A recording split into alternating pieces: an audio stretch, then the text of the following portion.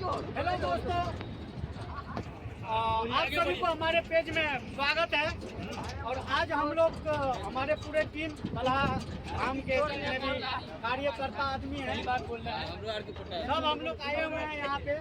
और जवानपुर में जहाँ पे बाढ़ पीड़ितों को हम लोग सहायता करने के लिए आए हैं। खाने पीने का जहाँ तक हम लोग से आवश्यक होगा, जितना हो सके हम लोग करेंगे। और देखते हैं पूरा गाँव, पूरा यहाँ का खेत खलियान